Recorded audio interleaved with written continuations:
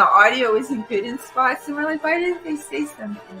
Thank you. I mean, is it okay now? Yeah, I'm sure that now the audio is okay because we passed it to the main microphone, so it should be okay. The audio was bad. Thanks. Now it's of course Thanks, good. Tanya. That's better. That's good. That's good. That's good, guys. That's good. That's good. That's good. Okay, let's start with this show. We have a lot to discuss regarding this Unite America rubbish of Kamala Harris being guested by the queen of the talk show. The talk shows, yeah, we can say that. She used to be at least one. She's not any longer that relevant. I used to watch her. I was a constant watcher of Oprah. I'm sure a lot of people might have been. It was like the 90s, and I had small children, and I used to put Oprah on in the afternoon with all the other crap I used to watch, like Sally Jesse Raphael, Montel Williams. We could have saw my Kamala on there because we know about her in the Montel, and then all the other ones that were crap. Yeah, it was actually a fake pic that was... that wasn't real? No, they took Montel Williams' face off, and they put P. Diddy, and then everybody fought for it, thinking it was P. Diddy next to Kamala. But we know that Kamala wasn't very far from P. Diddy anyway. However, if you want to know more about Kamala, this book, Volume 8 of My Confessions, as you know, Oprah, the true queen of the Illuminati of Hollywood. This is a very relevant book. And you can find a lot more in Volume 8 of My Confessions. It's about Hollywood, really, and it's about the entertainment world. So I think you should all get it. In regards to, of course, Oprah Winfrey, she's not been hanging out with the best people in the world. I mean, if we go and see all the people she's been hanging out, they are really the worst scumbags of planet Earth. Yeah, no, it's quite incredible, but that's how it is. I mean, here she is with P. Diddy. She is with P. Diddy, Harvey Weinstein. All those traffickers of women. And then Joab God, also another trafficker of this guy. Of everyone, probably children too. Yes, I mean, the worst scumbags. So I don't know how... What a pile of hypocrisy. I really don't know how she can appeal to anybody, but apparently she does. And still, I mean, it's quite incredible. I want to show, by the way, for those people who are interested in purchasing Volume 11, we also give the possibility for if you want, you can make a photo with the book, send it to Ordo Illuminatorum Universalis at gmail.com, our email, which is also in the description of this video. And like this gentleman here, you can purchase all of the books. Shit, you got my book too. Thank you very much. Here we are, and we have also other pics that I would like to show you. Here we go. This is with a little bit of mind control team, and it seems to be pretty cool. Here we go with this one. You see, that's cool. A great way to promote the book and also to share, of course, maybe a corner of your home or some of your art. You know, you can be creative and put it. You can mix your art. And you can put your little animals in it, and if you have a farm, you can put it out there with the farm. You can put a lot of things as long as you put the book in it. That's the main thing. Huh? How are you doing, guys? Ladies and gentlemen, please share this video. Share this video, especially on X, because you know the second part of this show, it's exclusively broadcast on X and Rumble, so we can avoid the censorship. So that is very important. Okay, at this point, let's start with the first ridiculous claim of Oprah Winfrey. She talks about having an audience of 400 and then thousands in streaming, but in reality 400 people for an audience, it's not that much. I mean, Trump gathers thousands every time. 400 is nothing. But of course, this is Kamala Harris.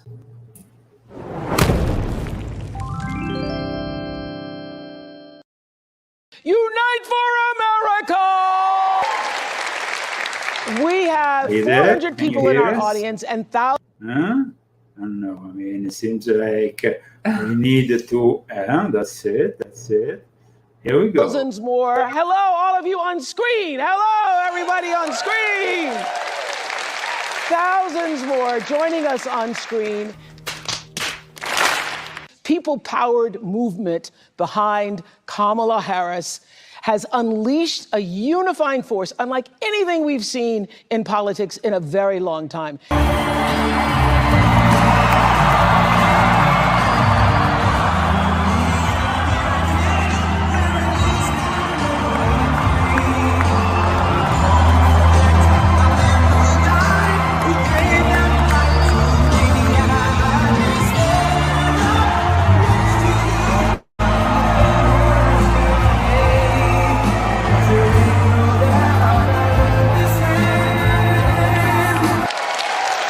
Thousands of people. God bless the USA. Thousands of people. Can you feel it? You can feel it. You can feel it. You can feel We it. have a bunch of lip tabs. We can feel it. We can feel it. We can feel it. Is a real feeling of optimism. 47,000 women were on the phone. So we have the cat ladies for Kamala here. Swifties, where are you? Swifties for Kamala! And Miss Meryl Streep. Swifties! Guys, in a moment, we're going to hear directly from Trump why she's not debating Kamala, who has accepted the invitation from CNN, from the Communist News Network, while instead Trump has refused. And he has very good explanation for it, and we're going to broadcast it in a moment. Welcome to the Leo Zagami Show. Of course, this show is made possible thanks to you, the people who, of course, are our sponsors. We have already given the sponsors of the day. We will, of course, maybe give the names again later on. But in the meantime, if you want to support us, guys, this is very important. Here we go with the GoFundMe that I'm going to put on the screen for you. Is in the house. White Dudes for Harris raised a bunch of money. Jen, hello. Hi. Have you seen anything like this? Isn't this great fun? It's amazing. Tell us and while we have this, guys, this whole thing, it was just like, it wasn't an interview. It was like a feel-good kind of, oh, how beautiful you are, how nice you are, ooh, how nice, ooh, Kamala. Let me ask, oh, my boyfriend said that you are fantastic. Oh, yes, I am. Oh, woo. And then, this is so far out. It has nothing to do with journalism. It has nothing to do with a proper debate. It was not even a softball interview. It was pure rubbish. Ordinary growing enthusiasm that the vice president and Governor Walz are seeing everywhere. We are still in a margin of error race. It's tied.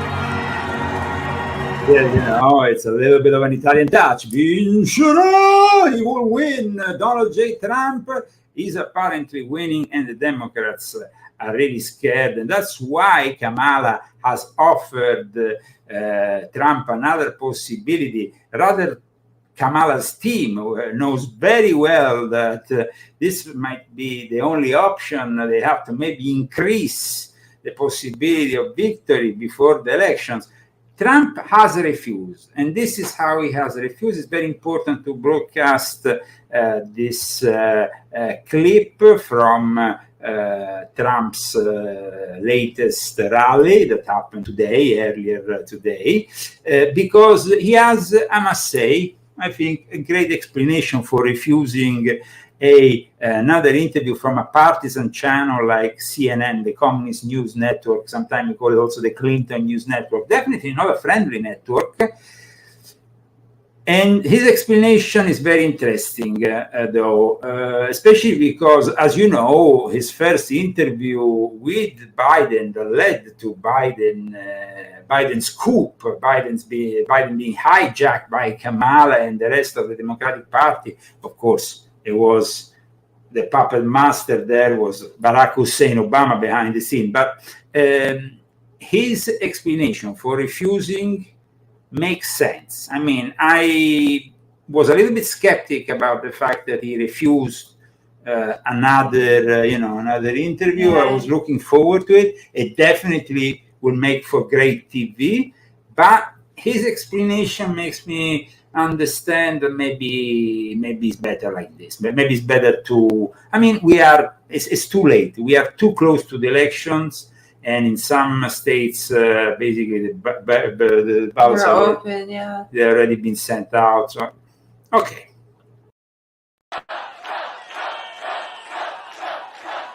That's not what you want. That's not what you want. Kamala and her group have seen what's happening to their campaign, and it's not going well for them.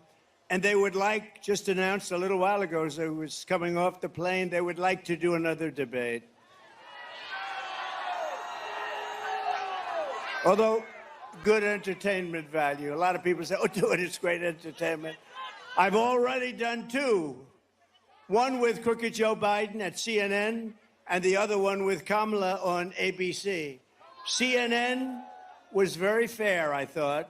Joe was driven out of the race. It was a coup, by the way, but he was driven out of the race. And they've been widely criticized by the radical left lunatics for all of the fairness. They were very fair. In other words, they won't be fair again because they took a lot of abuse from the radical left. ABC was 3-on-1, but I was given credit for having done a very, very good job. I appreciate that. We did a great job. It was 3-on-1. The problem with another debate is that it's just too late. Voting has already started. She's had her chance to do it with Fox. You know, Fox invited us on, and I waited, and they turned it down. But now she wants to do a debate right before the election with CNN because she's losing badly. You know, it's like a fighter. She sees the pulse. She sees what's happening. She's losing badly, but it's like a fighter who goes into the ring and gets knocked out. The first thing he says is, I want a rematch. I want a rematch. I want a rematch. But Trump doesn't want to give her a rematch for the obvious reason that doing it on CNN, it's probably this time not going to be a good choice because, like he explained, the first time he debated Joe on CNN, and it actually worked out well for him. But because CNN got a lot of criticism from the left, he's afraid that now CNN is going to do the exact opposite and join the ABC, that 3 against 1 kind of thing that happened in the latest debate, which, of course, it was very easy for Kamala. She had all the questions given in advance, as a whistleblower said, and this is actually confirmed. It's a serious accusation, but nobody wants to investigate it further because, of course, there was a sorority sister interviewing her, which is like a member of the same lodge, Kamala's sorority sister. There was an ABC interviewer who was more of a political pundit than a journalist. This was the ABC interview. It didn't happen, I repeat, on CNN, but this time it might happen. And of course, if they want this interview right before the elections, they wanted, so they, at that point, it's just like a psychological operation to just send the last remaining people who are still doubtful on who they want to, because most people have already made their minds up. Somebody here in the chat was saying, is there a good side to Freemason, bad side? One wants freedom, we tried. we tried in the past, and there is definitely good Freemasons, but unfortunately the majority of the Masonic obediences have been taken for a ride by the devil, and they seem to enjoy it. I repeat, I tried my best. At the moment, I'm pretty critical about the Masonic fraternity. Who knows? You're not an active member. Not at the moment, but I repeat, in the future, who knows? I created my own obedience because of the independence and the possibility that will have to influence positively. And actually, I have a few allies, even internationally, like Savoy. Yeah, you do. But the thing is that at the moment here in America, especially in California, here it's enemy territory. We are behind enemy lines here for real. We're not moving though. We're not moving because we're not going to Florida. Not Florida. We don't like the humidity, and I lived on North Carolina, and I went through all those terrible hurricanes. So it's just really harrowing to have to go through it every hurricane season, to have to worry about your roof coming off. I guess, but that's my roof did fly off in North Carolina. So okay, so let me focus a little bit here on the Kamala Harris agenda with Oprah Winfrey, because the fact that she went to Oprah Winfrey, who has been the enabler of so many pedos, so many twisted individuals, she even presented to the public, and I remember you told me in the 80s or 90s, Michael Aquino arrived. That was a weird day. I was like, kids, go play outside. Michael Aquino, guys, was on Oprah Winfrey. Michael Aquino, of course, is one of the protagonists of this book, not so much as a Satanist, but as a psychological warfare expert, because he created mind war, this concept that would then evolve in what is today called cognitive warfare by NATO, that is making vast new use of this new technology to hack your brain. If you want to know more about it, of course, this is the book. And in a moment, I will also show you something else regarding RFK Jr. and, of course, Tucker Carlson. It was quite incredible, because I made this whole comparison with Thomas Crooks and Lee Harvey Oswald, and now RFK Jr. is confirming this link. So I don't want to say more about it. I will save it for the second part of this show. But for the moment, let's go back to Oprah Winfrey and her VIPs, because, of course, that's how she becomes relevant. When she has all these people, or all these friends, all these VIPs who intervene. And it was a disappointment, because, I like Breaking Bad, and to see one of the protagonists there, it was disappointing. Hey, grandson! I hear Chris Rock is in the house. Chris, where are you? Chris Rock is in the house. Ben Stiller, Jennifer Lopez, Tracy Ellis Ross. Jennifer Lopez! Where are you, Jennifer? Yes! Yeah! Okay, let's go back to Jennifer Lopez and P. Diddy there. Because these people have some strong connections with a guy who is now in prison for human trafficking and other things. Jennifer Lopez used to be the girlfriend of P. Diddy. This is something that people tend to forget. Here she is with the P. Diddy, with the Diddy man. Now, I want to show you a video. This is a brief clip made when she was interviewed, J-Lo, back in the days. She was interviewed, and she was asked about P. Diddy. But when she was asked about P. Diddy, then the mom brutally dismissed Diddy in a way. She from the audience, you can notice that. Wendy Williams interviews J-Lo, and there is this reaction from the mother of J-Lo in the audience. Ooh, getting back with Puffy in a little way. I remember you said Yes. that. Yes. Or in my mind, Look it.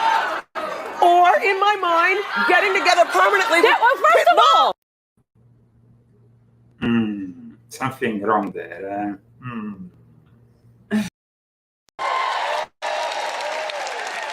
Tracy Ellis Ross, where are you? Tracy Ellis, where are you on the screen? Tracy Ellis.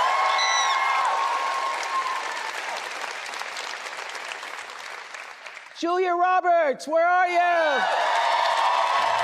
Now, I remember Bill Hicks in the 90s, before, Bill Hicks was a great comedian. A lot of people said, Bill Hicks looks like Alex Jones, but he was nothing like Alex Jones. He was an American comedian who died in 1994, very early.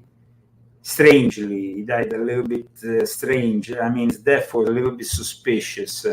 But I remember in one of his shows, he says, what does he say? He says that these kind of people, can I say it? Don't. I don't know what you're gonna say, but don't say it because it's usually They it's gonna suck. No, don't say it. Don't say it. I was gonna tell you not to say that. Okay. Don't say it. Okay. And Miss Meryl Streep is in the house.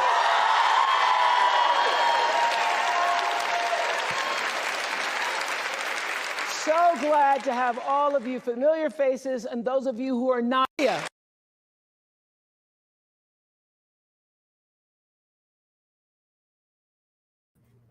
Here we are, ladies and gentlemen.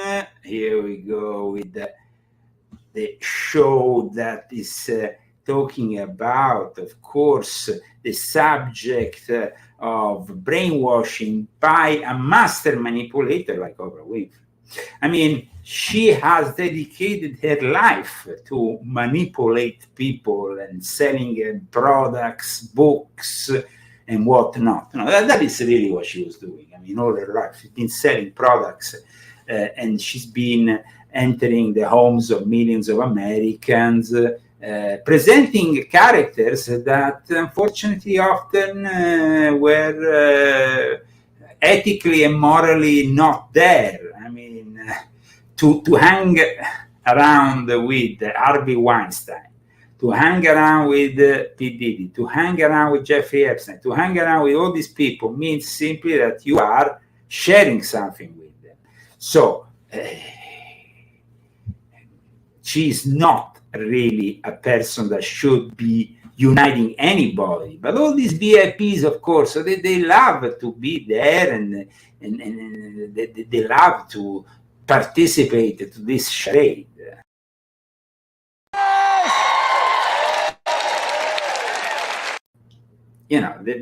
I wonder why they did it virtually. I mean, we're not in a pandemic. Why would they do that? I mean, why couldn't they just bring them into the studio and do it like that? It's just ridiculous to have everybody on. It's like we're in a pandemic and we're not. I mean, we don't need to see them virtually. Somebody told us that they can't see us on Rumble, but we are transmitting on Rumble. We have it in front of us now. So probably you have to go in your settings and maybe we are broadcasting on Rumble on one channel. Then the second part of the show is also broadcast on another channel.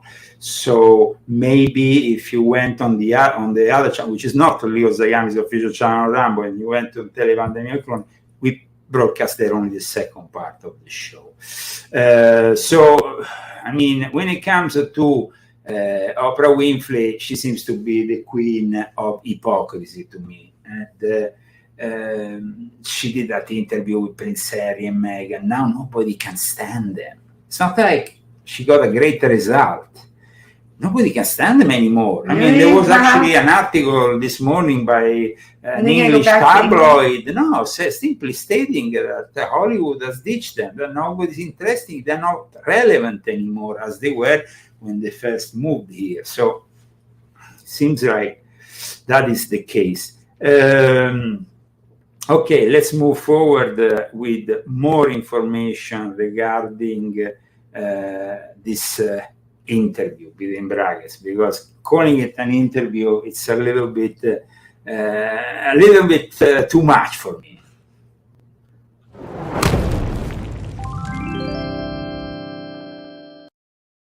But can I just start with this? Yes, please. I have to say this because in all of my private conversations, Gail, and I've said this 100 times, Yeah. and everybody is saying it, you all have said it, I know you have.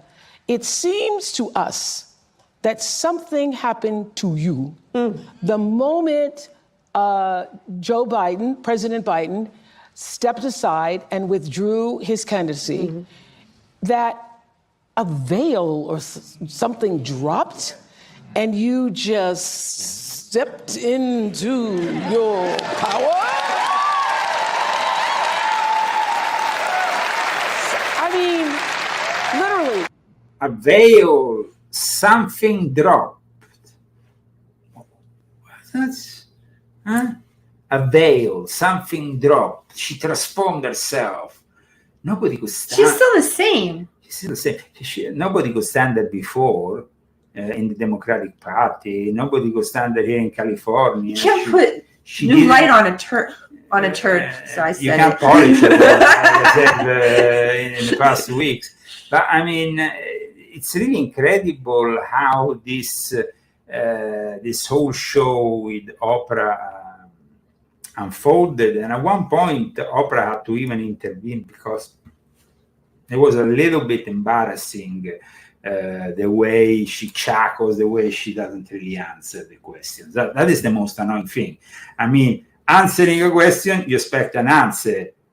And here there were some important questions, especially from the people who were on the streaming. You know, you had couples, you had normal people who wanted to intervene and ask a question. And they were never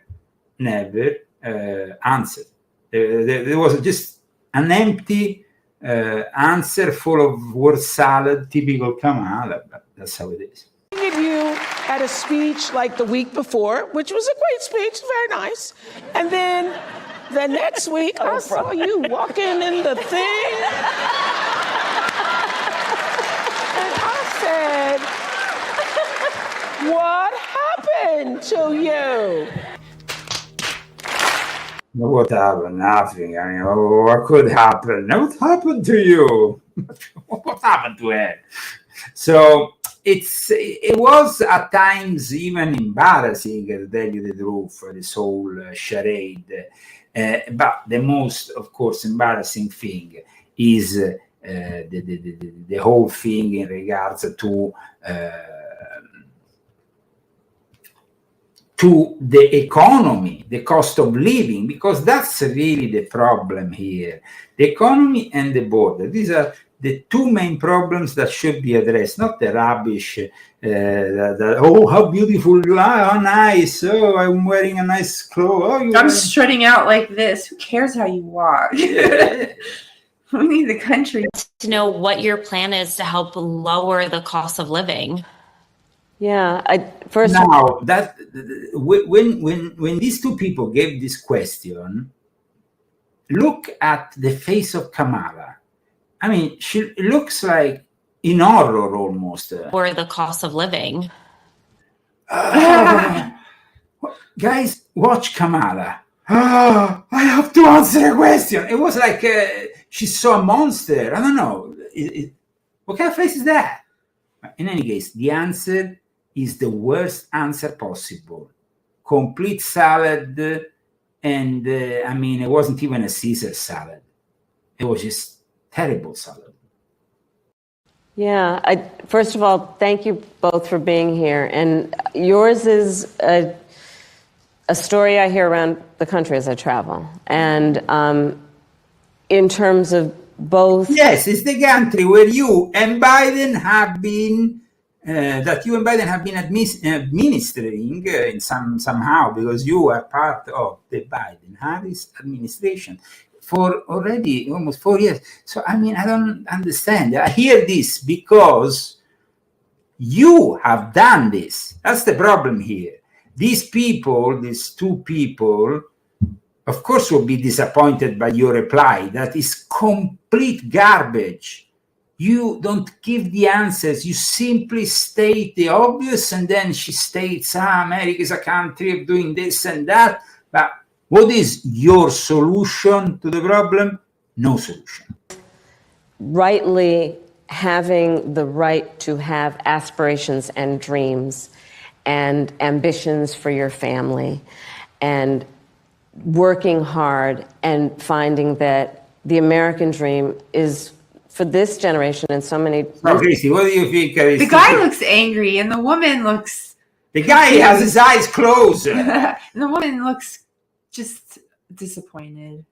Disappointed, yes. The faces of disappointment. Libtards, that's why they're libtards. I mean, if you have got to intervene in Oprah Winfrey's show with Kamala, you are, of course, being chosen amongst the most excellent libtards of this nation. I mean, you must be like top Democrat. A certified Democrat. But the disappointment is obvious because, I mean, normal people, aside from all the propaganda and all the woke ideology that is pushed down their throats every day and all the other garbage, they want something consistent, and they're not getting it here for sure. Recently, far more elusive than it's been. And we need to deal with that. And there are a number of ways. One is bringing down the cost of everyday necessities, including groceries. Wow. Oh, wow. That'd be nice. Yeah, sure. But if the prices of everyday necessities has gone up, it's because you have destroyed all the policies of Donald J. Trump regarding drill, baby, drill, meaning gas and oil from America instead of imported from the other side of the world, when we have the best of the best here, and the possibility of drilling to infinity. No, they're fixated with, with all this green climate change agenda and everything else. And of course, it's all about include diversity, equity, and inclusion. As I say also in my latest book, because diversity, equity, and inclusion has even affected the psychological operations. Imagine this, during the Obama administration, psychological operations sounded a little bit too macho. So they had to transform it in something else. Miso. What is the name of a soup? Miso soup. And then they transformed it in psychology. Then they transformed it in miso. Then they guys, they are ridiculous. They push recruiting videos that focus on the fact the mother is lesbian, the father, the other guy, if you are homosexual, if you are LGBT friend, guys, you're entering the CIA. And the same is happening in army recruiting videos. We are the laughing stock of the planet under this administration. That is the truth. We are the and what happened in Afghanistan? Well, that was the final, how you say? Yeah. That made the whole of the planet, unfortunately, realize that America was weak. And that's why, as we know, Putin took advantage of the situation and expanded his invasion of Ukraine. But then there was a surprise in all this, when Kamala talks about her relationship with guns. Gun owner Tim Walz is a gun. I did not know that. If somebody breaks in my house, they're getting shot. Yes, I hear that. I hear that. Probably should not have said that. Now, so before we saw the face of horror of Kamala, I want to answer a question about the economy. But here we have the face of horror and disgust of Oprah Winfrey. Watch Oprah Winfrey. It's like, what did she say? And she said it. Said that. But my staff will deal with that later. Yeah. But you. No, I mean that is bordering with insanity. I mean, she of course had a moment of honesty, but it didn't go along with her ideology, and so it kind of clashed. clashed with the prefabricated sense that we need to live without guns and we need to disarm ourselves so the guns can be only owned by the criminals and the police. And I tell you, in those countries where that happens, like my native country of Italy, where I used to live, that gives bad results. If only the mobsters and the police has the guns, you are left basically 24 hours a day with a sense of... I was scared. I didn't have anything, no protection when he went away a lot, doing things like business and stuff, you know, like when you did your conferences and stuff. And he left me there a lot. Court appearances for baloney lawsuits for his book that he wrote. But anyway, I just had a big knife and I was going to use it. And I know some... big knife! My hands are lethal weapons. Yeah. Woo! Ask him. I repeat, it's not really the case. We need to understand that those countries that don't have the possibility of defending themselves because they... I mean, it's typical of socialism, of communism, of defeated countries like Europe.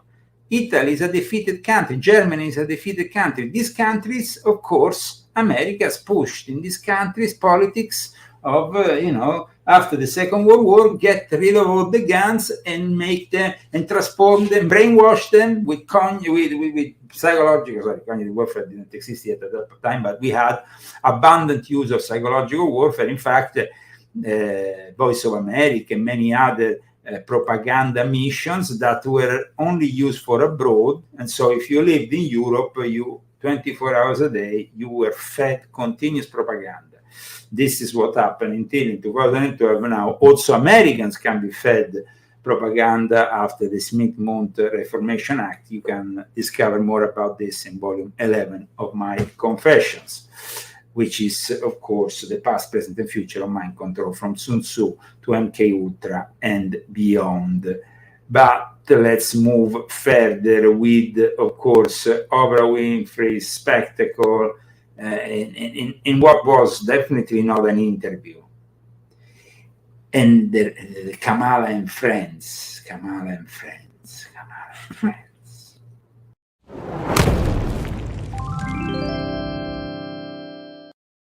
I love that. That's a big takeaway because we're all feeling really good right now.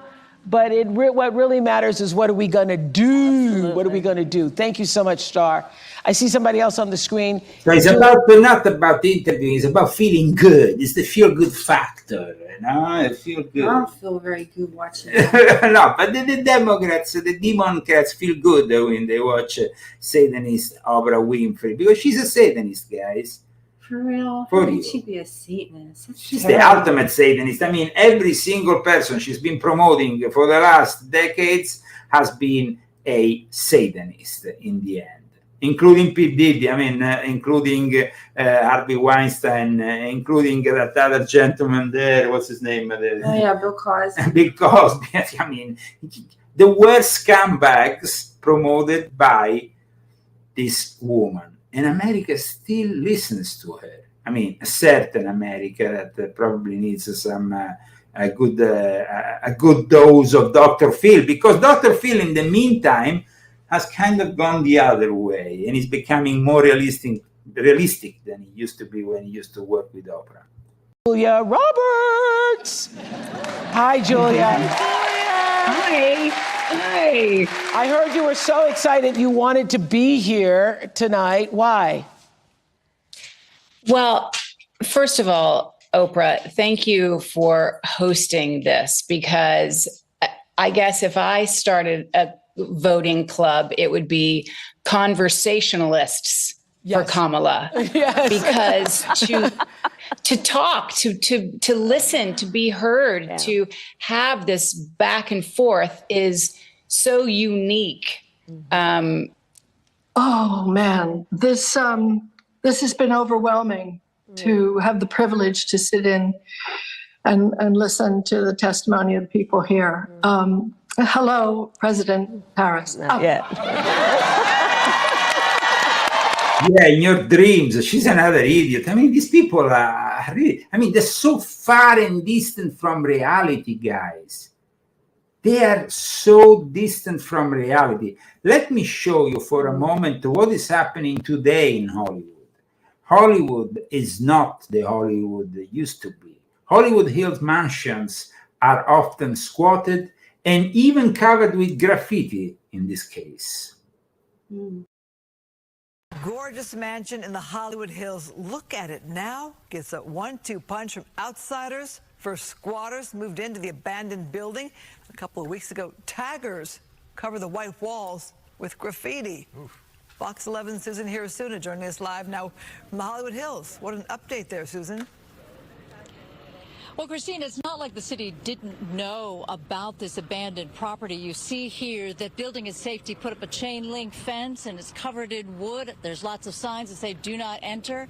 But a tagger came back to the scene of the crime today and told me that word about this property went out last night, and by night's end, barely a space was left open of this abandoned mansion, all covered in graffiti. Once a 9,700 square foot celebrity estate, today a graffiti-covered wreck. Could you imagine living next door to that? And if beauty is in the eye of the beholder, nearby residents are not fans. I love graffiti. I love art. I just don't love it on the house. The property has apparently been a problem for a couple of years. Once renters like Mary J. Blige moved out, the house was pretty much abandoned. For at least 2-3 years that we know it's been empty. They tried to find the owner. They said they couldn't. And then they finally did, and he doesn't want to have anything to do with it. The owner is John P. Middleton, the son of John Middleton, owner of the Phillies baseball team. And the property is already well known to the city of Los Angeles and Councilwoman Nithya Raman. She sent Fox 11 News a statement that reads in part, "This owner is an egregious violation of the law, and we are elevating the issue with the abandoned buildings unit at the Department of Building and Safety to ensure that the fullest extent of enforcement is being implemented urgently and swiftly." Despite some initial efforts to secure the property, people were inside Thursday night. How many people were in there? At least 20 to 30 people at a time. No way. Yeah, all headlamps, and it was dope. It was a cool experience. Never seen nothing like that, you know? That from a tagger who shared video from inside the home. I do it to blow the mind, make the mind wonder, like, how'd they get in there? How'd they get up there? I mean, that's my whole goal, really. Just to keep the mind wondering, you know? This is a neighborhood where celebrity home tour vans regularly pass on Mulholland Drive. And it didn't take long for us to find our own celebrity, Hollywood composer Magnus Fines. It's become a bit larger than it should be. And there doesn't seem to be much concern for the safety and the well-being of the neighbors, I'd say. Well, if you're a graffiti fan, you might recognize some of the work on this mansion and even on this wood wall. That's because a lot of the same crews that came here last night also did their work at the graffiti towers in downtown LA. Reporting live in the Hollywood Hills, Susan Hirasuna, Fox 11 News.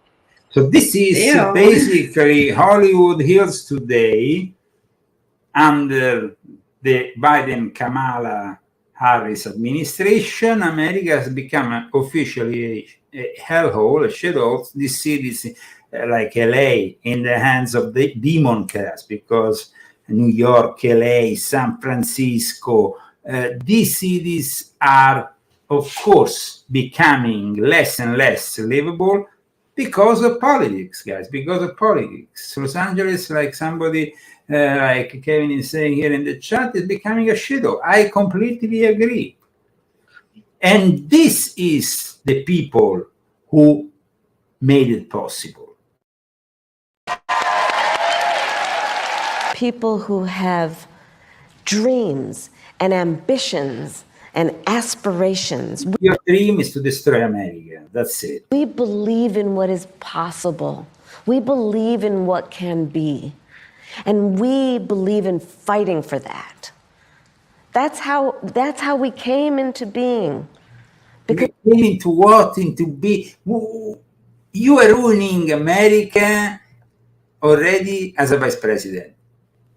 If you become a president, well, that's it. I mean, we are doomed. So it's inevitable to have all this happening to America, or we can stop them. I think we can still stop them. I think these Satanists can be stopped. But I mean, people like Oprah Winfrey are part of the problem. That's why I called the Queen of the Illuminati here on a book, on volume 8 of my Confessions. She is the Queen of the Illuminati, but I mean, the elite is so far detached from the people. It's a little bit, it reminds me the French Revolution. It's like the queens telling them to eat cake. Marie Antoinette. Yeah, eat cake. Well, everything is going to hell. So, I mean, that's the problem here. These people are really detached, too detached from the reality of everyday life. They don't know about the reality of everyday life. They're privileged people. They live with security guards with guns and stuff. They're protected 24/7 in their villas and expensive mansions. And so they basically don't understand the real problems. Like Oprah. Let's not forget, Oprah was the one that was like kind of sitting back and enjoying the show while half of Hawaii was going on fire. As the people before us understood that one of the greatest expressions for the love of our country, one of the greatest expressions of patriotism, is to fight for the ideals of who we are, which includes freedom to make decisions about your own body, freedom to be safe from gun violence, freedom to have access to the ballot box, freedom to be who you are and just be, to love who you love openly. Freedom for what? The ballot box? The ballot box? I mean, yes, you want to send the illegal immigrants to vote. That's what you want, because that's what they have been doing. This is what they have been doing. Illegals can vote in this country. They can already vote in the local elections, which I find quite paradoxical and quite dangerous. But that's been extended often because there is not a proper scrutiny also to federal elections. And with pride, freedom to just freedom to whatever. Guys, as you know, we have a first part of the show on YouTube and Facebook, as well as X and Rumble, but we have a second part of the show exclusively on X and Rumble. So please go on Leo Lion Zagami on X, blue checkmark. My profile is blue checkmark. And then we have, of course, my official Leo Zagami account on Rumble, and you will find it also on BitChute in the coming hours, and band.video.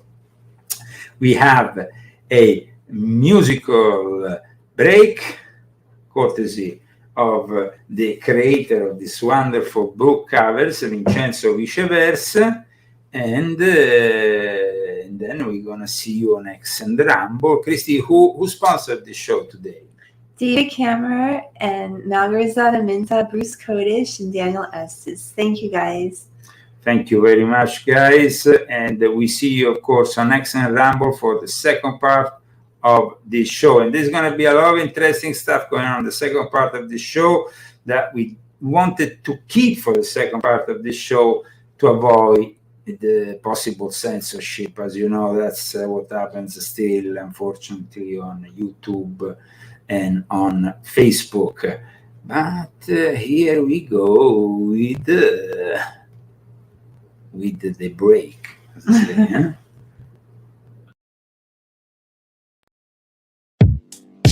In that time, our world has taken so many steps in the wrong direction.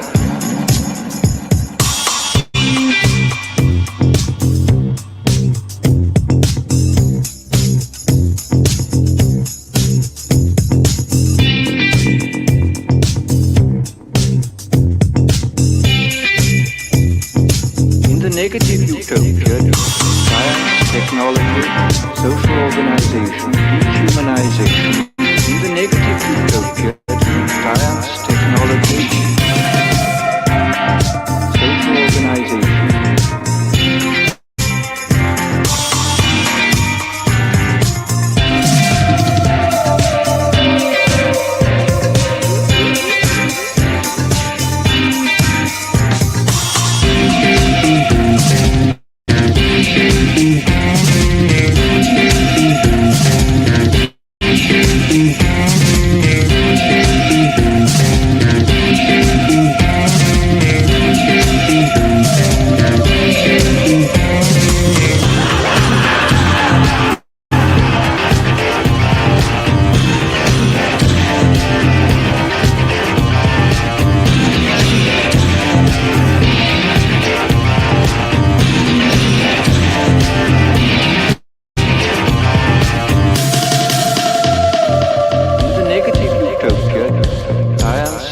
technology, social organization, dehumanization.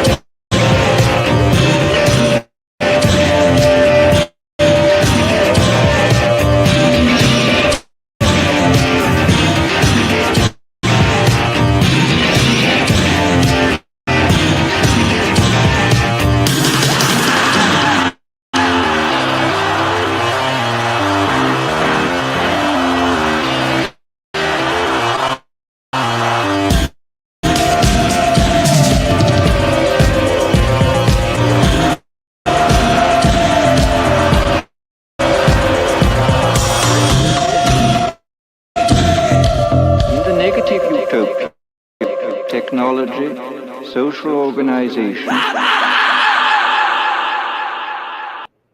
Here we are with the Leo Zagami Show Part 2, exclusively on X and Rumble. Hello everyone from all over the world. We are here with Part 2.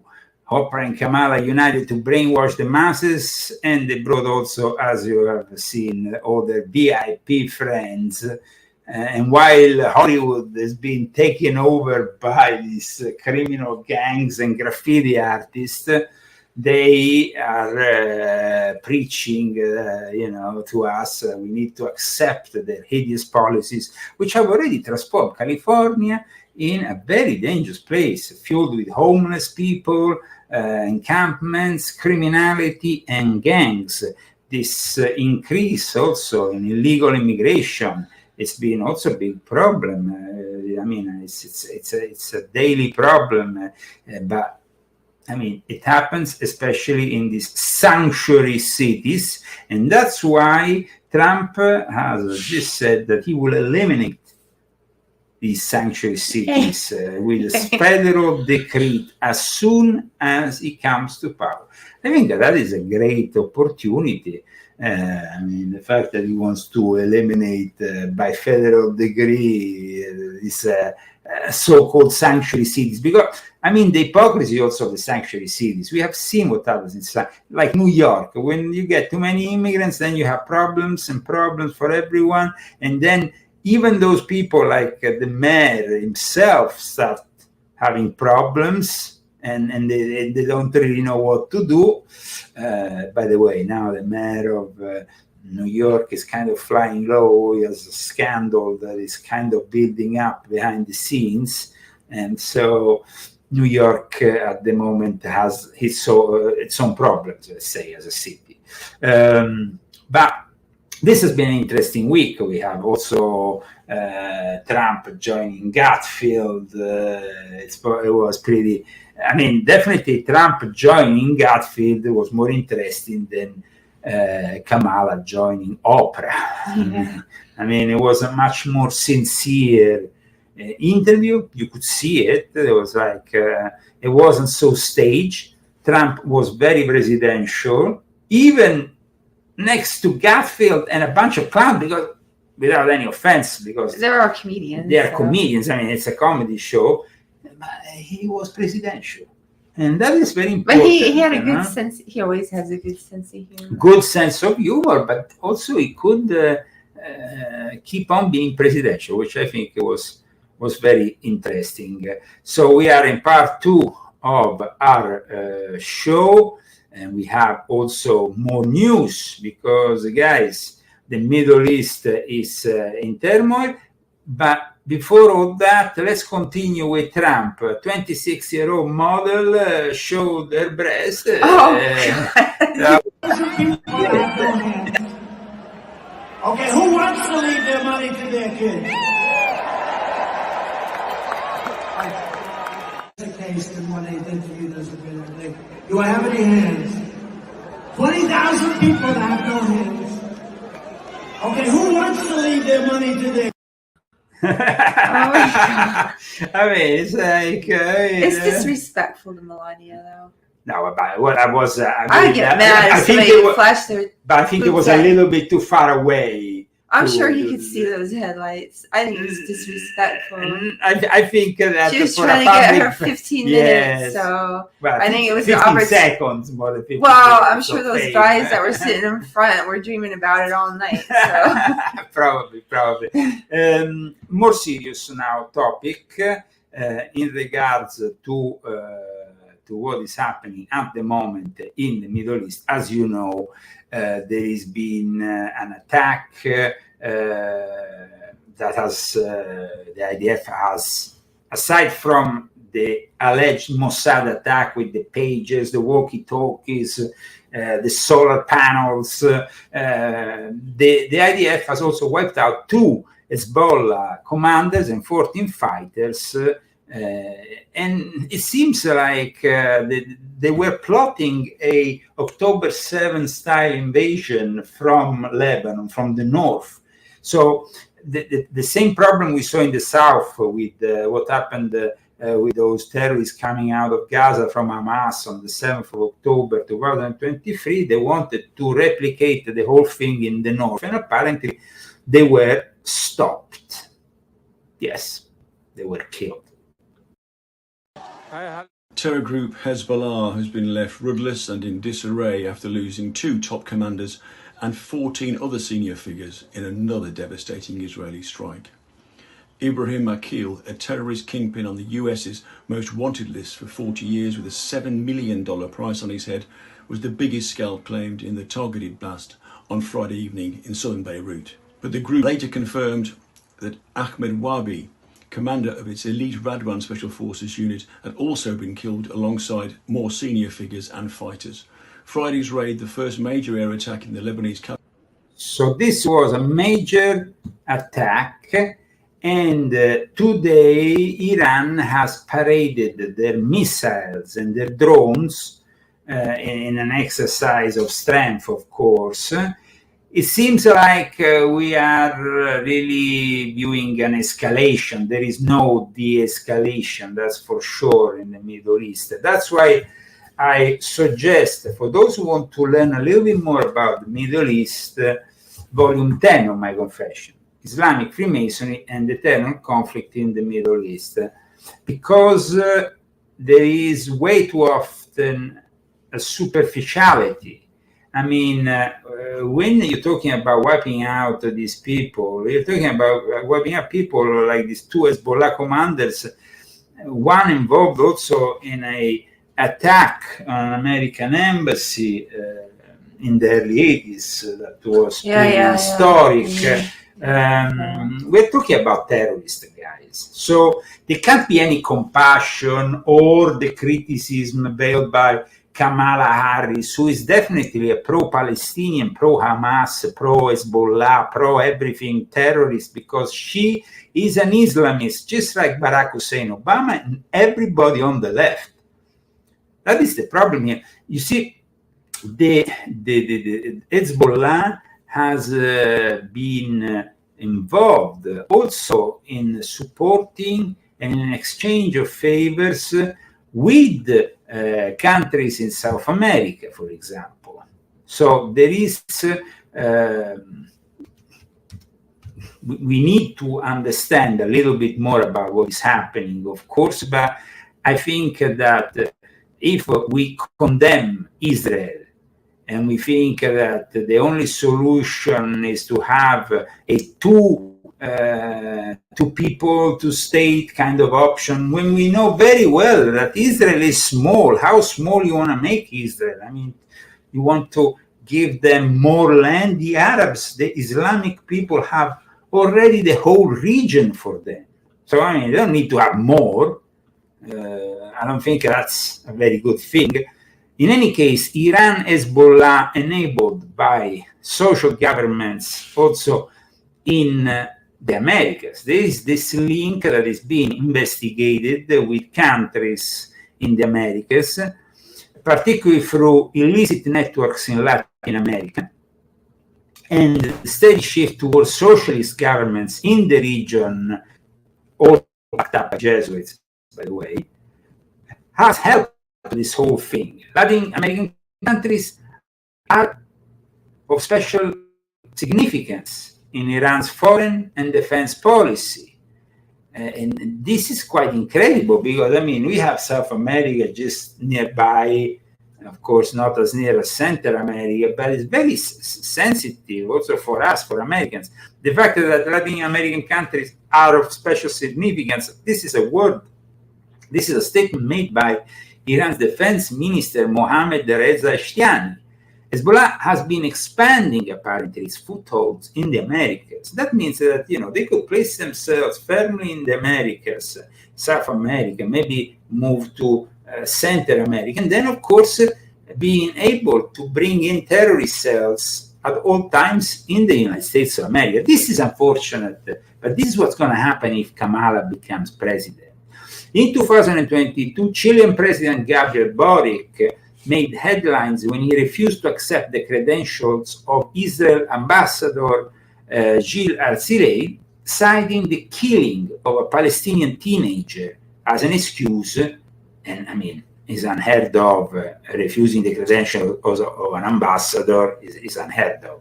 Although Chile's foreign ministry later apologized for this incredible event and rescheduled the ceremony, tensions continued because all these countries which are ruled by the Jesuits, let's not forget that Venezuela, for example, is particularly dear to the Jesuits because the head of the Jesuits at the moment is Sosa, the general, the Black Pope, is himself from Venezuela.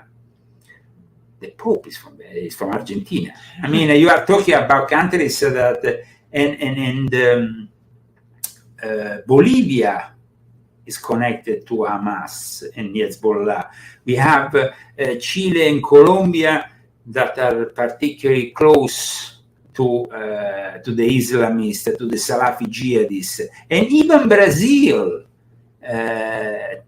recently has avoided taking a hardline stance against Hezbollah. But let me show you, because, I mean, you know that Lula da Silva is not only a Jesuit agent, I mean, he's very close to the Pope and a communist who has censored X in his country in a move that is, of course, unprecedented. But apart from rejecting Israeli diplomatic credentials and all that, we can see there is, even in South America, a division between the Trumpian president, for example, of Argentina at the moment, Javier Milei, who has not shielded away from calling out Hezbollah and Iranian agents, accusing them of being active in Argentina, Bolivia, Chile. And he's very close to Israel, as we know. He even claimed that he was somehow connected to the Jewish faith. Now, I don't know the extension of this connection.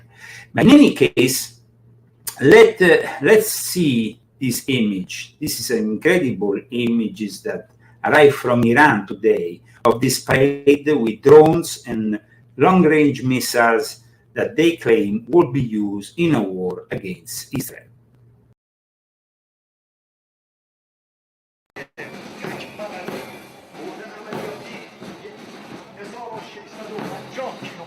دریای ارتش جمهوری اسلامی ایران و سپاه پاسداران را در خلیج فار موشکی اماد را ملاحظه می‌فرمایید. دور موشک بالستیک با موتور پیشرفته شبدیز عبور می‌کند. پشتیبانی تعمیراتی از یگانه‌های زرهی در منطقه‌های عملیاتی امروز الله اکبر الله اکبر الله اکبر. سامانه موشکی استور را مشاهده می‌فرمایید. از مقابل دیدگان تمام بر سفر اسرائیل، مرگ بر قبه بی‌پایان اسرائیل، برای هموطنانشان جان می‌دهند. برسد به گوش بیگانه دم دفاع از حیثیت، موجودیت و آبروی کشور است. سکوی فرزاد تلویزیونی را مشاهده می‌فرمایید. هموطنان گرامی، نفربر BMP2 با صراحت، شرافت و به زیبایی از مقابل دیدگاه‌های اساسی جان قهرمان برای سرافرازی شما جان می‌دهد. الله اکبر الله اکبر. Possibility of a full-on war in the Middle East is becoming a reality, and Iran, of course, is one of the main protagonists. As we know, Iran backs both Hamas and Hezbollah. Iran is Shia, Hezbollah is Shia. Of course, Hamas is not Shia, Sunni, but still, they are backed by Iran to a certain extent, though Hamas also has the economic backing of Qatar.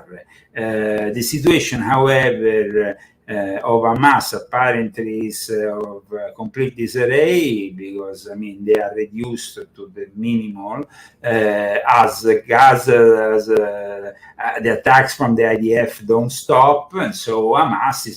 But then you have Hezbollah, and now Hezbollah is a big problem here because IDF might invade Lebanon.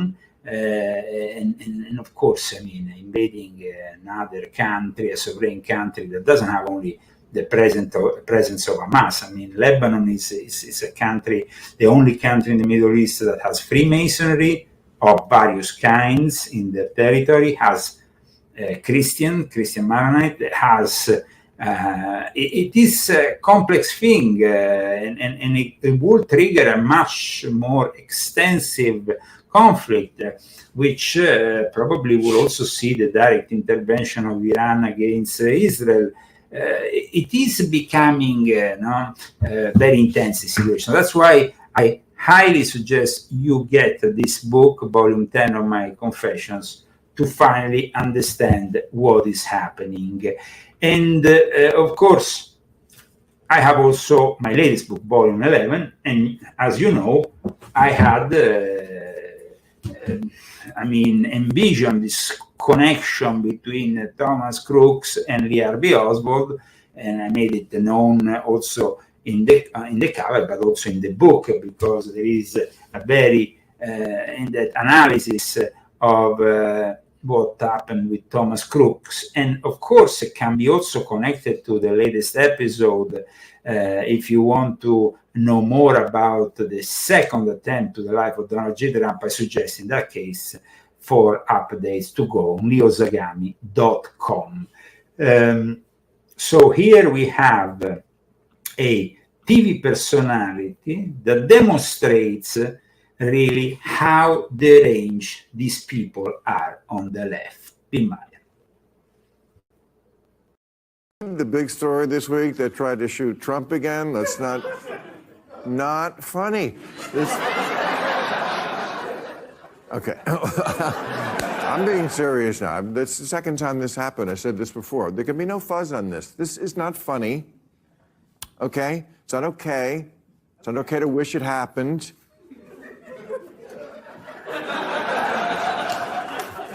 Well, this is a problem. People, well, I mean, look, this happens too frequently. I'm sorry. This happened on the golf course. A guy was laying in wait, and it happens too much. In fact, besides the shooter, there were 2 other shooters beside him waiting to play through. This has got to stop. Now, what's your take on this? I mean, it's pretty sad that you can see the reaction of a crowd, of course, completely brainwashed, that laughs in front of as much as we don't like Joe Biden, we wouldn't be like that. I mean, laughing at We the wouldn't do murder, that. I wouldn't assassination do that. I mean, the assassination attempt is just, I wouldn't. yeah. I think that it's not really the right thing to do. Now, like I said, it doesn't happen very much that the president almost gets assassinated. So I mean, it's a hardly ever occurrence, and then it happened 2 times. So and then they laugh about it. It's just the God's way, watching. I mean, we know there's a lot of hate on the left. They almost, feel, I mean, like this other guy who attempted to kill Donald J. Trump recently. He even did his photo, mugshot with a smirk. I mean, he was kind of like completely defiant and brainwashed because he believed he was in the right, because these people believe Trump is just as bad as Adolf Hitler. And if, of course, you brainwash people to believe in that, you do a cognitive warfare. That is cognitive warfare. And that is happening here because we know that they have the capabilities to address this kind of warfare on the American people now, especially now that the Smith-Munter Reformation Act is in place. And so it's a little bit weaker. It's an amendment to the original law of 1948, but it weakens the law that protected American citizens from psychological operations. But here we have Tucker Carlson talking to RFK Jr., and there is a lot of talk at the moment. RFK Jr., of course, the demo because of this blonde lover or hypothetical lover that RFK Jr. has, just like his father. He seems to like the blondes. In this case, he seems to be of Italian origin. Olivia Nuzzi, want to go and see who I think it's in the bloodline there. They all have to cheat. Here is Olivia Nuzzi. Let's go and check Olivia Nuzzi, the alleged. She's very beautiful. Here is but apart from that, after we're gonna eccoci qua here. She kind of looks like Meryl a little bit. Huh? Maybe. I don't know. She looks like Meryl Streep when she was young. Actually, they used to tell me that. It was an insult when I was about 16. Right, They used to tell me that. I think she did a film, the death, whatever. Oh, Death Becomes... No, not in that one, right? Young Meryl Streep. But after, from that film onwards, she was deaf at the age. Death Becomes... That was a good movie. I like that movie. She became deaf from that movie onwards.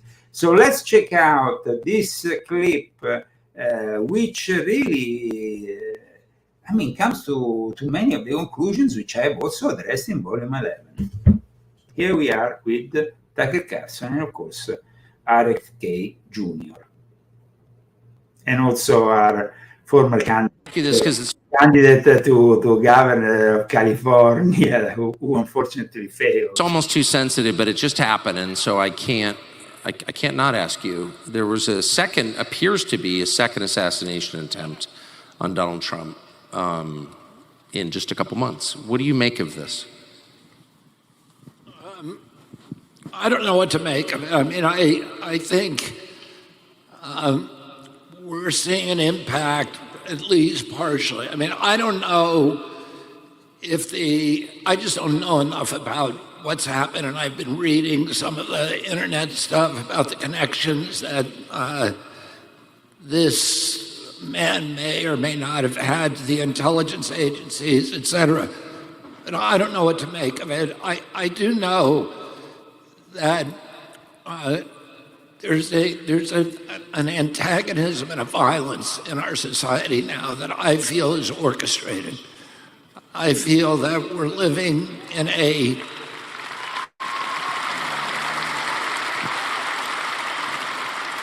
And you remember a couple of years ago when they had the Occupy Wall Street movement, and they were trying to frame this debate as the 99% against the 1%. And I feel like since then, we've all been turned against each other, where it's 50% against 50%. And when the king and queen go out on the balustrades of their castle and they look out across their people and they're all fighting each other, they go back to the banquet hall and they pop champagne corks because they know nobody's coming over the wall against them. And boy, is that true. And I think and that's really what, when we discussed the French Revolution earlier, that's where we are here. They managed to divide us so the elite can continue to strive, the elite can continue to make money, especially during the pandemic. They made excessive amounts of money. There were a bunch of new billionaires on the block, and people became poorer and poorer. And the middle class was completely annihilated by this latest development. So let's continue to see this interesting moment between RFK Jr. and Tucker Carlson. So many of I announced my campaign almost 18 months ago. And what I said at that point is I'm not going to feed into the vitriol or the anger or the name calling, the demonization of my opponents. I'm going to be civil to all of them. And I'm going to try to identify values that all of Americans have in common, rather than focusing on these smaller issues that are used, the kind of cultural issues that are used to keep us all at each other's throats. Because I've watched what's happening in this country, and there's all these systems that have been put in place to shift wealth and power upwards, to clamp down totalitarian controls on the rest of us. And they all kind of culminated during COVID, where we saw all of our 3.3 million businesses shut down with no due process, no just compensation. $4.3 trillion shifted from the American middle class to this new oligarchy of billionaires. We created during 500 days, 500 new billionaires were created. The 500 days of the lockdown. And the American middle class has essentially been obliterated in this country. And I think and all this money is being shifted up to BlackRock and State Street and Vanguard and the other big financial houses and big pharma and big tech and big ag. That's very interesting, because actually Thomas Crooks appeared in that BlackRock ad, which makes it very interesting for a very interesting connection here. Food that are strip mining the American public of wealth, sucking it upward, and leaving nothing below. And the way that they keep that system in place, that they keep us from doing anything about it, is to keep us all hating on each other. And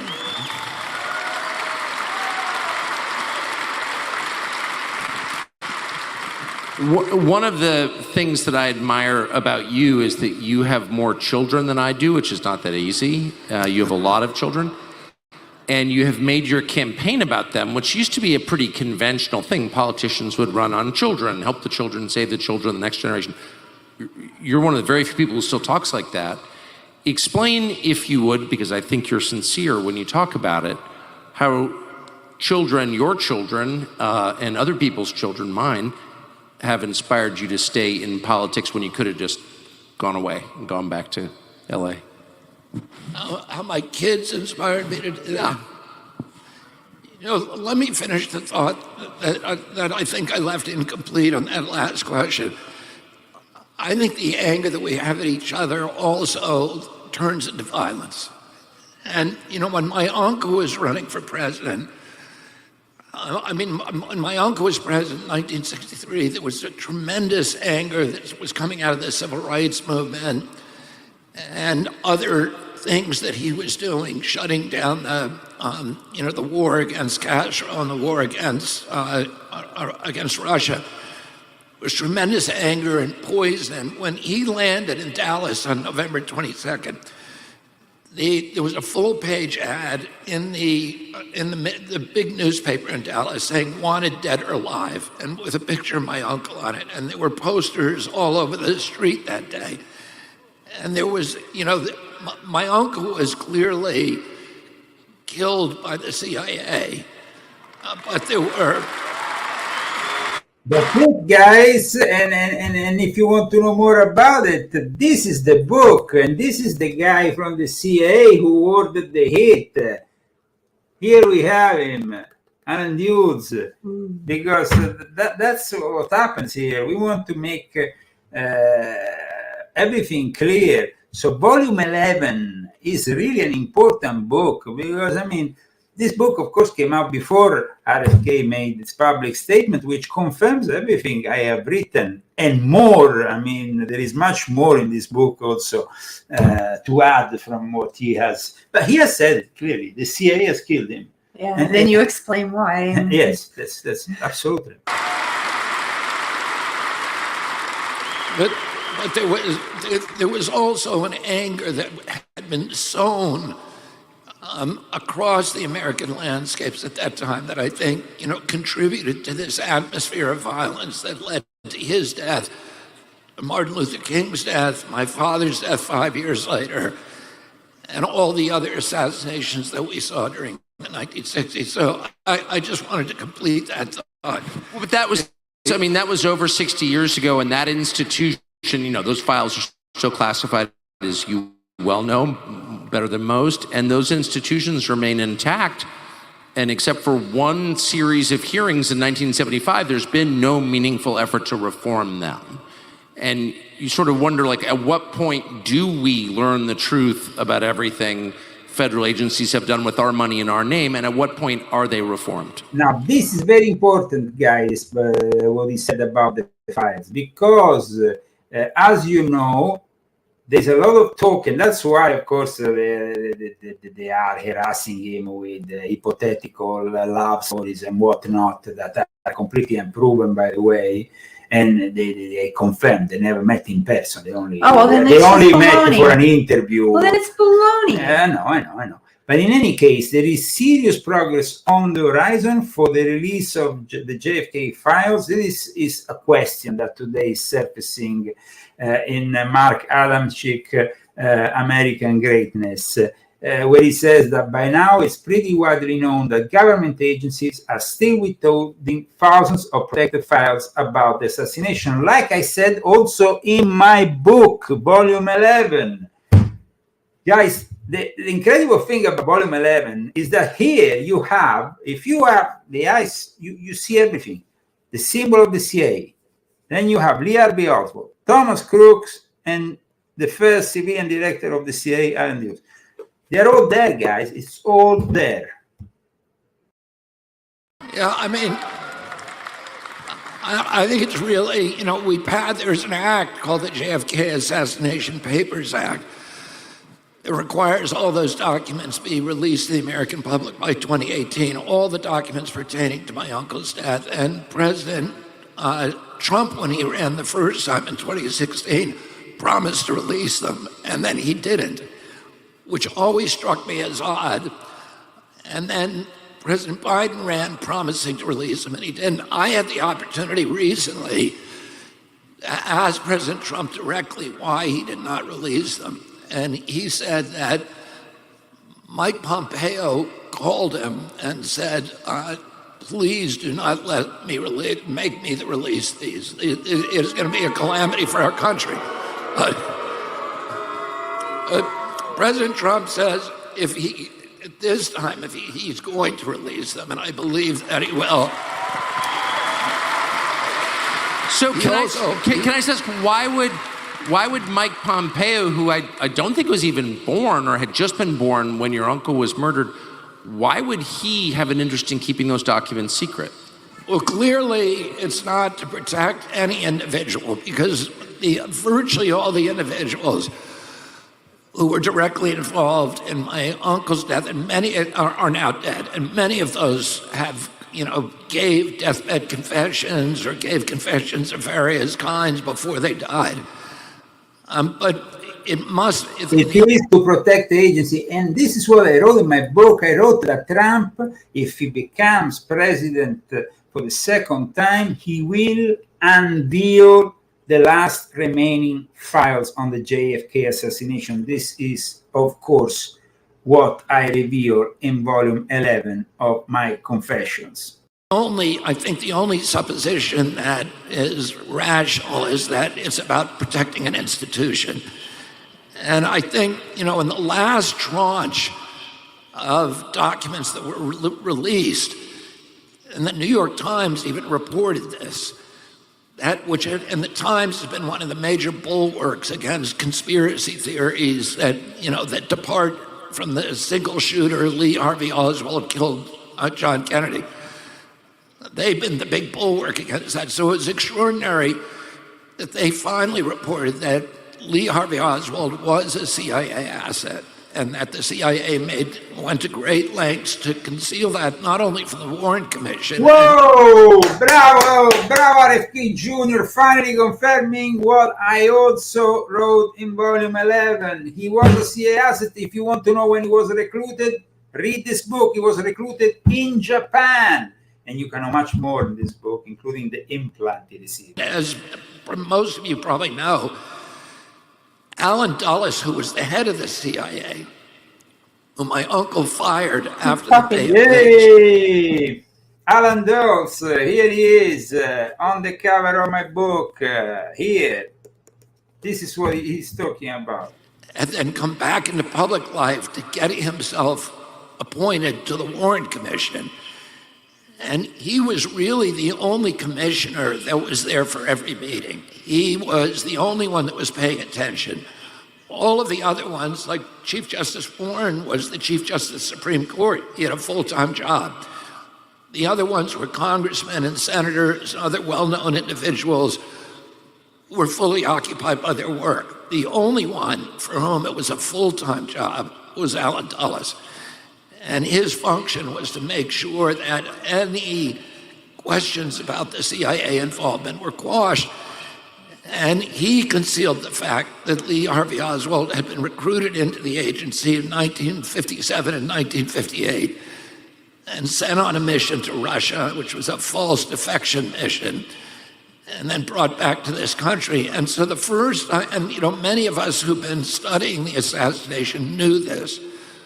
It has never been reported in the mainstream press. And after that last tranche of documents was released 5 years ago, the New York Times finally acknowledged that. And there may be other information related to that they don't want released, but I have no idea what it is. So what does it take? I mean, you can't have a democracy. Guys, of course, if you want to continue listening to what has been said, you can go on Tucker Carlson's. I have one thing to say. Yes. Before any of them were assassinated, they assassinated Marilyn Monroe. So. Well, it was definitely all part of the same plan. Of the same plan. But it's important here. He's saying he went as a fake defector to Russia, just like I point out in my book, because then Howard Hunt, who published this other book, We Were Controlled, this is Howard Hunt in front of the Watergate Commission, who was there in Dallas that day as the head of operations for the CIA, he tends to blame the Russians, of course, when instead, like I state, Lee Harvey Oswald was recruited prior to going to Russia by the CIA and given the money to arrive to Russia, as well as coming back from Russia with $4,000 that the embassy gave. Oh, wow, come back, defector. So, guys, I'm very pleased that finally RFK Jr. has made this statement. I'm pleased that this truth is coming out. I'm pleased that there is a lot of discussion regarding the progress for the release of the JFK files. It has nothing to do with the people involved because it has to do with the protecting the name of the agency that will be, of course, forever stained. But guys, the agency needs to be honest. the Central Intelligence Agency needs to be honest. There is only one way of moving forward, and that is taking away those skeletons from the cupboard. Otherwise, we're not going to go in any way forward. And we're going to continue with this lie, ongoing lie, since the JFK assassination, since the Martin Luther King assassination, since Bob Kennedy's assassination, RFK Jr.'s father, because that's another part of this story. And then we have also the murder of Marilyn Monroe. Yeah, definitely. And some aliens mixed in. Because those are also the guys. I would like to thank our sponsors who gave us the possibility today to broadcast this excellent show. Who were the sponsors today? Bruce Kodish and Daniel Estes and Malgorizada Minta and David Kammerer. Thank you very much, guys. And remember, if you want an extra show, Bronx is in the house. Sorry, Bronx is in the house. Okay. Brooklyn in the house. Okay. Remember, guys, if you want extra shows, that depends from the sponsorship. Also, we have one of our main sponsors who is leaving us at the end of this year. Is no longer able to help us at the end of this year. And we really strongly recommend you to step in, because that will even mean maybe the end of the show altogether if you don't manage an alternative. So, it's up to you. You are the sponsors of the show. If you like the show, please share it on your social networks of choice. You're welcome to do clips about it. It's only going to get worse, so there's only going to be more news to know. That's what I think. And we see you next week with another 90 minutes of the Leo Zagami show with Leo and Christy Zagami. And we have, of course, our exit tune at the end of the show, which people seem to appreciate very much. So here we go with Larry Clinton and his orchestra. It's getting closer to Halloween, and this is a very appropriate track, I must say.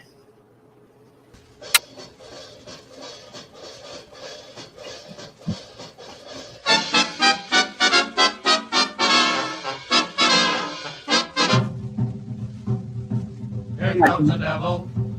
Oh, here comes the devil. Bye, everyone. Have a great week. We'll see you next week. Shh. Look out for the devil. Look out for the devil. Look out for the devil. Oh, the devil with the devil, says I. You're so afraid of old man Satan. Now, why don't you stop your hesitating? You're gonna be a long time dead, so the devil with the devil, says I. You're always giving me the dickens, telling me that life's no easy pickings. But just as long as I have fun, why, the devil with the devil, says I. You can have your social teas and bingo for your fun, but the things I like to do, you stop me one by one. Now even if you make me stronger, that ain't gonna make me live no longer. So even if I go to shh, the devil with the devil, says I. Look out for the devil, look out for the devil. Oh, the devil with the devil, says I.